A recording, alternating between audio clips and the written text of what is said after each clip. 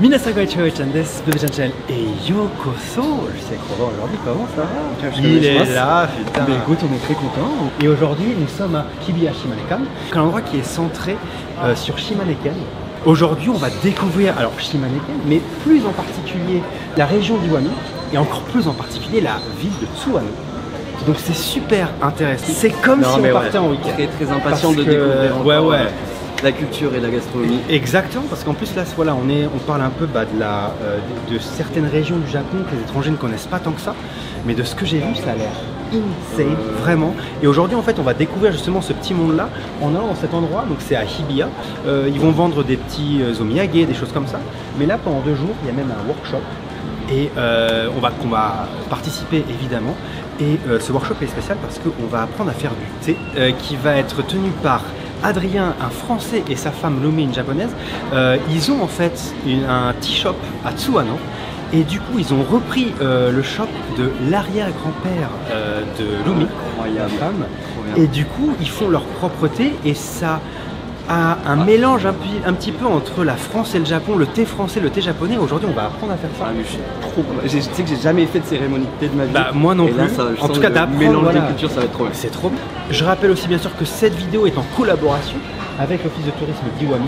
Donc merci à eux de nous avoir donné cette opportunité de venir ici, de nous ouvrir les portes un petit peu de leur région. Et on va parler un peu de tout ça de façon tout au long de la vidéo. Vous allez voir, on va faire plein de choses super intéressantes, donc surtout restez jusqu'à la fin.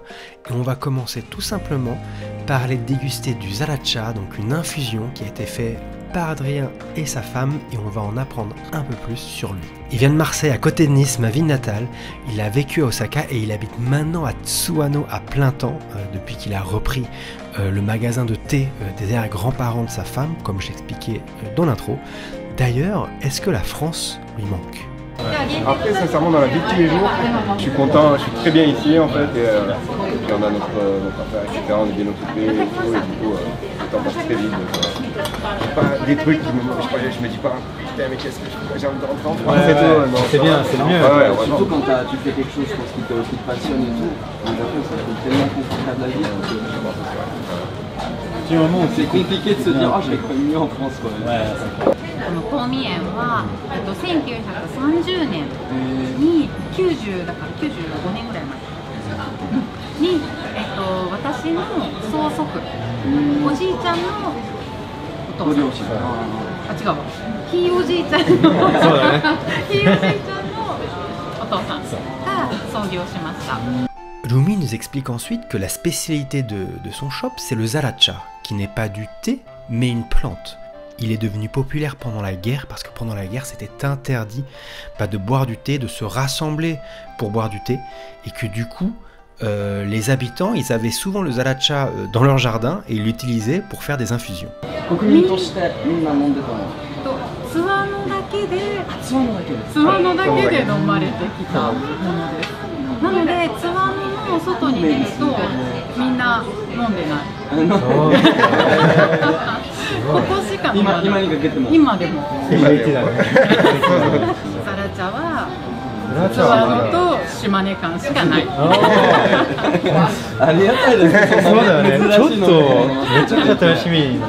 Adrien va commencer à nous préparer les infusions. Moi j'ai pris le zaracha pomme cannelle et Robin le zaracha yokuinen. Quand est-ce que tu es arrivé au Japon? Alors je suis arrivé au Japon en 2015.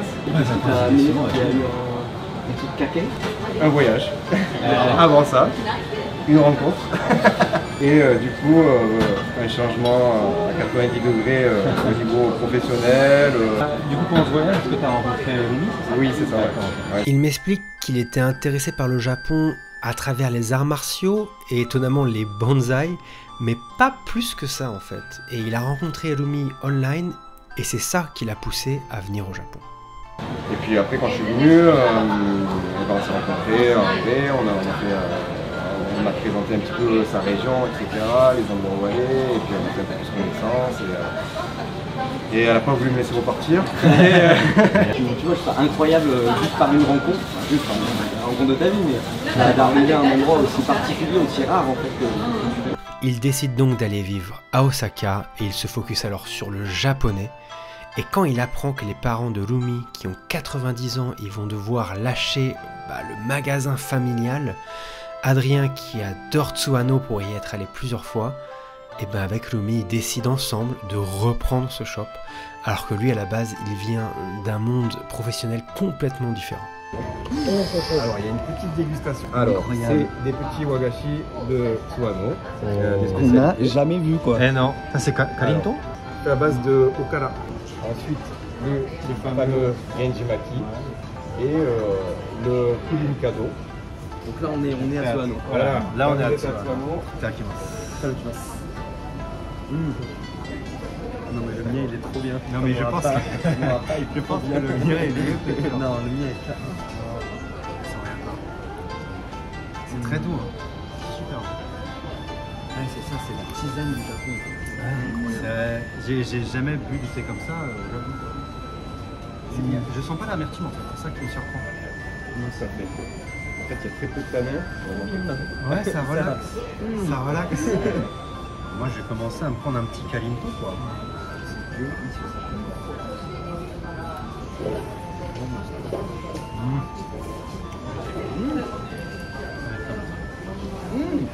Petit goût comme ça, c'est très rassurant. Ça va très bien avec le thé en plus. C'est hyper fin, mais il y a plein de goûts différents en même temps. C'est vrai que j'aurais pu en mettre un petit peu. Non, c'est là. Ah ouais, c'est différent déjà. C'est un peu plus boisé. Ah oui, ça n'a rien à voir. Ah, ça fout. Les wagashi, c'est toujours une douceur et une subtilité. C'est un câlin. Parce que moi, je mange pas trop. J'aime bien le chocolat, mais dans mon quotidien, je mange pas sucré, j'aime pas trop. Et là, c'est toujours L'équilibre. Ouais, d'un équilibre. Ça rassure, c'est un petit C'est câlin. exactement ça, ça calme, ils sont trop bien. Maintenant qu'on a bien dégusté le thé et les wagashi et aussi discuté avec Adrien, il est temps d'en apprendre plus sur Tsuano et bien sûr de découvrir sa merveilleuse culture. Déjà, l'endroit est magnifique, regardez, il y a même un château abandonné sur une colline où tu as une super vue de la ville. Ça me rappelle beaucoup Nice en fait, ma ville natale, où tu as exactement le même genre de vue depuis les ruines d'un château aussi. Il y a évidemment beaucoup de nature autour, il y a beaucoup de randonnées, c'est un endroit qui a l'air de changer énormément au fil des mois et au fil des saisons. On dit que c'est à Tsuano, qui est l'une des régions où les saisons sont les plus marquées. J'ai d'ailleurs vu une vidéo qui montrait un petit peu les différentes célébrations et paysages qu'on retrouve à Tsuano pour chaque mois dans l'année. Et c'était vraiment une vidéo passionnante. Regardez-moi par exemple cette danse et ces costumes. C'est vraiment très très riche, c'est vraiment un petit bijou de la culture japonaise. Il y a aussi un Inari Shrine qui s'appelle le Taikodani, qui est d'ailleurs l'un des 5 plus importants Inari du Japon. Et on va pouvoir y découvrir la culture de l'ema. Ces petites plaques en bois, ici en forme de kitsune, où on va écrire des vœux dessus. Et aujourd'hui, on va pouvoir en faire l'expérience directement ici. Et la première étape, c'est de personnaliser le kitsune. Réfléchis à mes couleurs. Moi, de toute façon, je sais que ça aura l'air d'un dessin d'un enfant de 8 ans. なんで笑ってる？アーティスティックだね。そうだよ。パパがすごいね、絵が得意だって聞いて。いや、苦手ですよ。恥ずかしいですよ。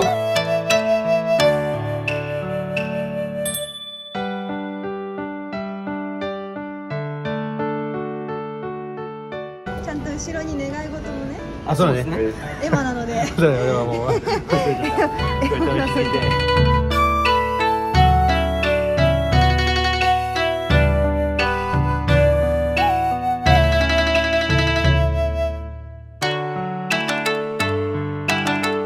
だいぶ長く願い事を書いたんじゃないですか、ベルちゃん。まあね、僕のためだけじゃなくて、お、その僕とか家族とか友達とか。おー、ロボック日本語ですすごいね。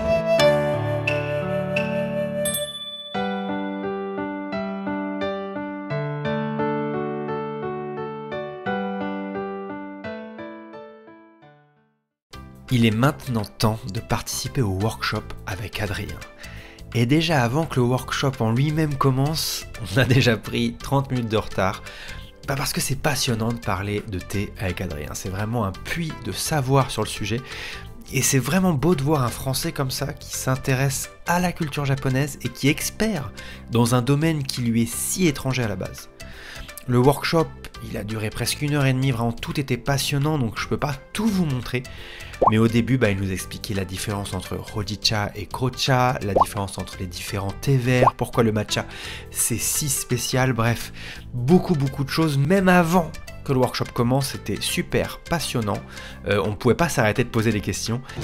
J'apprends mais un milliard de choses, j'ai jamais entendu ce mot déjà. Les amis, vous avez 4 heures de vidéo. Ah non, c'est... Tous les chemins. Non mais on te dévie aussi, c'est intéressant. c'est intéressant quoi, j'ai l'impression d'avoir de façon plus directe, mais c'est vrai. bonjour le thé.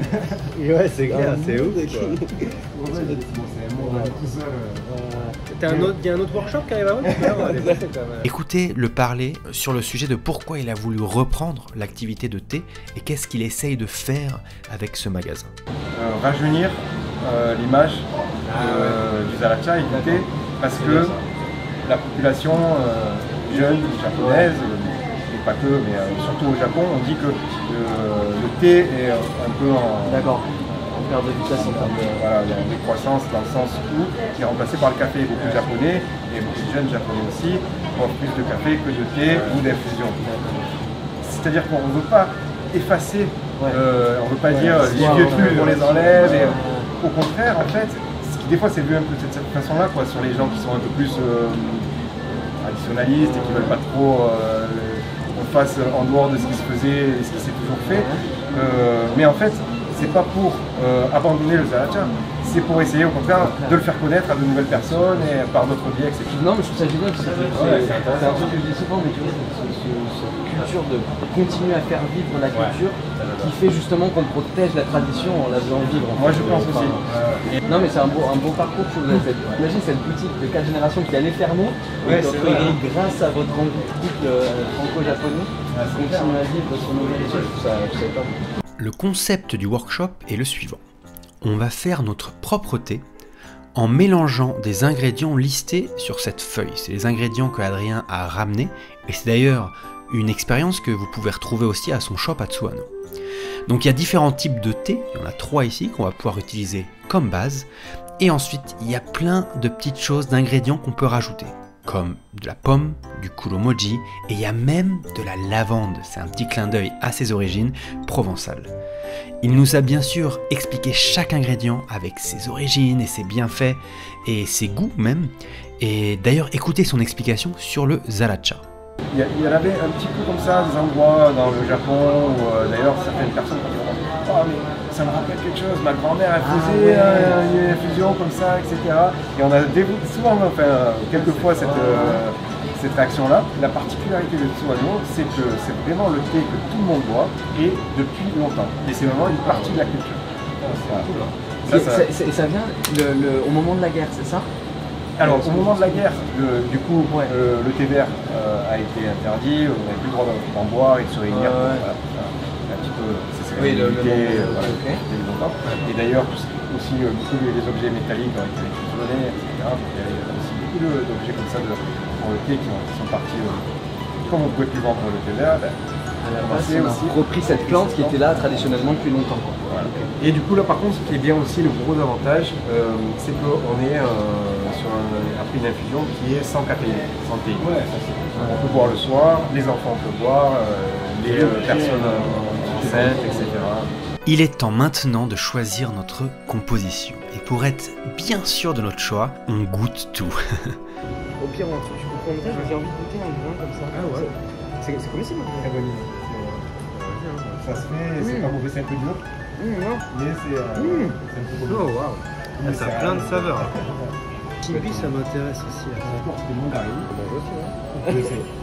Nous on est là pour manger. C'est vrai que je peux me permettre de croquer. Allez. Alors là, donc là, on est sur la pomme, tout ce qu'il y a de pomme. C'est de la pomme sèche. Non mais attends un peu. Et en plus, parce que les pommes au Japon, c'est super quand même. Ah oui, on tabasse. Oh ouais. Allez, ça rajoute. Avec ça aussi, c'est une variété très spéciale. C'est la lavande super bleue, bio. Faut même essayer, ouais, franchement, ça marche. Parce qu'elle est pas très forte, elle n'a pas le côté campé. Ouais, quand tu la lavande, moi c'est une odeur que j'adore. Au final, voilà notre choix à chacun. Moi j'ai pris Zaracha, Chimpi, Ginger et Apple, donc c'est très fruité, alors que Robin il a pris Zaracha, Kuromoji et lavande. Et écoutez pourquoi Robin veut mettre de la lavande dans son thé. Pendant tout le temps où je l'écoutais, je me disais, mais c'est le puits de savoir, tu vois, toutes les recherches qu'il a fait, les connaissances sur un truc typiquement japonais, qui est le thé. Et en fait, c'est sûrement pour ça que ça marche la boutique. Et je trouve que le Japon a cette beauté d'accepter les étrangers quand on vient apporter quelque chose et quand on s'intéresse à la culture et tout son quadrillon, il s'est plongé. Alors que c'était pas ton parcours, t'es arrivé ici, t'es tombé amoureux de ton épouse, et on sent ton amour pour le thé, et vous avez repris, je trouve ça magnifique comme histoire, vous avez repris cette boutique 4e génération et tout, tu sens que tu sais, t'as appris tellement de choses sur le thé, et t'as apporté ta touche, tu viens de chercher dans la vente de Provence, je trouve ça incroyable, et j'ai envie de voir si ça marche au bout, tu vois.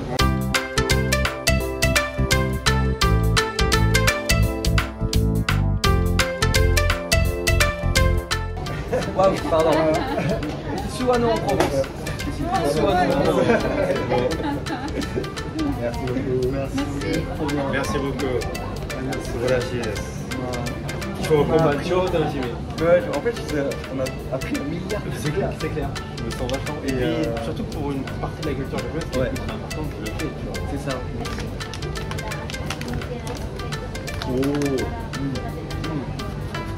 Non, le mien.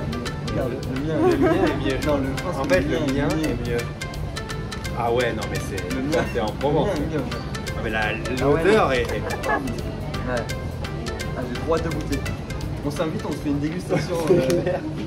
Ensuite, on a eu une petite présentation sur Tsuwano. Alors comme évidemment le shop d'Adrien et de Lumi, qui est même en fait un Airbnb, donc vous pouvez rester dormir, c'est vraiment super, c'est un café où vous pouvez faire justement votre propre thé, comme on vient de faire dans le workshop. Ils nous ont aussi expliqué comment venir directement à Tsuwano avec le nouvel aéroport, qui a été créé il y a 30 ans. Ça prend seulement 90 minutes. Il y a aussi la tour guide Yuna Tsuwano qui peut organiser plein de choses différentes, des tours, des visites, etc. On a vu aussi des onsen, bref, on n'en pouvait plus, on avait trop envie d'y aller.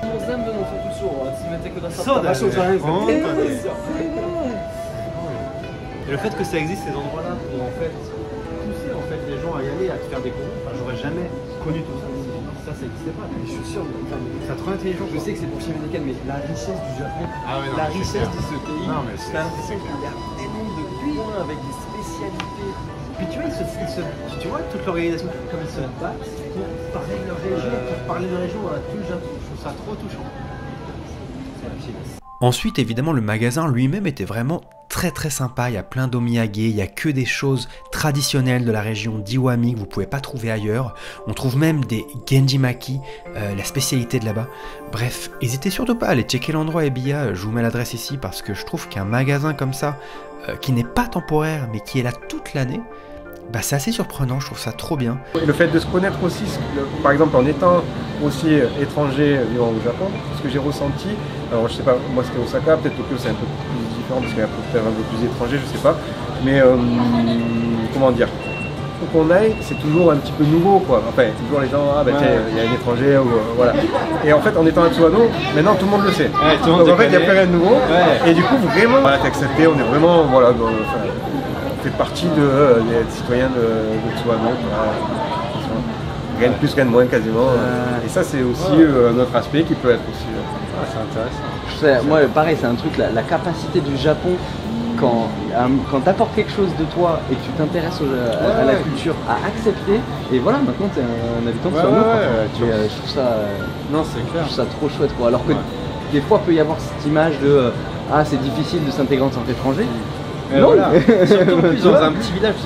D'une certaine manière, tu te dis que tout le monde te connaît, donc c'est plus facile maintenant et tout, mais ça, ils pourraient être plus fermés, ils pourraient être plus protecteurs, et c'est intéressant qu'en fait tu arrives, surtout que t'as un shop en plein milieu de la ville où tu fais des trucs complètement traditionnels japonais, c'est je trouve ça hyper beau. Pour ça, au contraire, moi je suis vraiment reconnaissant à tous les habitants, et enfin de façon générale de Tsuano, et tous les gens qui sont autour et avec qui on travaille aussi, nous ont souvent apporté leur soutien, dans le sens où ouais, vous venez, vous reprenez les choses, etc. Super, on est content, ça va redynamiser les choses, et voilà, qui nous ont vraiment de manière générale fait un accueil super et qui continue. C'est bon, ouais. C'est beau, hein. Et comme tu disais, c'est vrai que voilà, cette image où c'est plus le Japon peut être plus rigide, etc. sur certains points, des aspects. Puis en fait, quand on va en vrai et tout et qu'on regarde, ah ben en fait non, ça se passe super bien et finalement c'est très ouvert et les gens sont très curieux, ça marche très bien. Merci Adrien. Ouais, merci à vous, c'est moi. Tout ça. Super content. Bonne Merci. continuation pour tout. Ouais. Et franchement, faut qu'on y aille quoi. Bah oui, il faut y aller, il n'y a pas le choix. Avec un plaisir immense. On t'appelle. Ah, carrément. Bon alors mon Romain, comment c'était? Mais qu'est-ce qu'on fait là? Mais oui, c'est ça, il faut qu'on y aille maintenant. C'était incroyable. Franchement, je trouve ça fou. En fait, je trouve ça fou que sur la carte, j'ai jamais entendu parler de cette ville. C'est tout petit, la profondeur, c'est ça. le nombre de trucs qu'il y a là, le nombre de cultures. Niveau culturel, niveau traditionnel, les matsuri, les onsen, le niveau gastronomique, le style, les paysages, t'as vu les paysages, la culture, l'histoire. Ce pays est vraiment d'une richesse. Ah ouais, ça c'est impressionnant. C'est impressionnant et franchement, je trouve ça beau qu'il y ait ça existe et qu'on puisse comme ça faire expérimenter ces genres de régions-là qui sont moins connues. Ça a l'air hyper authentique. Voilà. Là, tu on vois sait qu'ils citent que ce soit, c'était ils nous ont dit, vous pouvez parler avec les gens, j'ai l'impression que les gens de Tsuano sont avides de partager la culture de leur ville, de leur région. Et Adrien nous l'a dit quoi. Maintenant tout le monde se connaît là-bas, tout le monde se dit bonjour. C'est trop bien quoi. Puis lui il est accepté comme un citoyen en tant que tel et c'est trop beau et il y a un échange comme on disait, et je trouve ça magnifique. Et en tout cas je remercie vraiment la région d'Iwami pour avoir fait cette vidéo et je vous remercie vous les abonnés parce que c'est grâce à eux qu'on peut faire nous des expériences comme ça. Des trucs trop bien. Parce que si vous regardez pas mes vidéos, personne n'a envie de faire des vidéos, vous êtes d'accord? Donc c'est grâce à eux, merci beaucoup, vous permettez de faire d'expérimenter des trucs comme ça qui sont vraiment belles découvertes, super cool, des belles découvertes, des expériences comme ça qu'on n'aurait jamais fait avant. Donc franchement, merci à vous, merci à Iwami et je vous mets tous les liens, n'hésitez pas à aller voir, vous avez vu avec l'aéroport, tout ça, c'est facile d'accès. Franchement, ça me ferait trop plaisir si vous allez à Tsuano grâce à cette vidéo. En fait, ça a l'air incroyable, tu dis qu'il y a un tel joyau. Ouais, c'est ça. Ça a l'air encore à peu près intact. Exact, exact. Dans le monde d'aujourd'hui, franchement, n'hésitez pas les amis. Puis au passage, le petit clic, ça fait jamais de mal. Robin aussi, vous savez, Robin, il a les Insta, les YouTube. Le YouTube qui marche pas. Il y a des choses qui ça va donc tranquillement, n'hésitez pas. Puis les amis, je fais des bisous. Je vous dis à très vite. Ciao.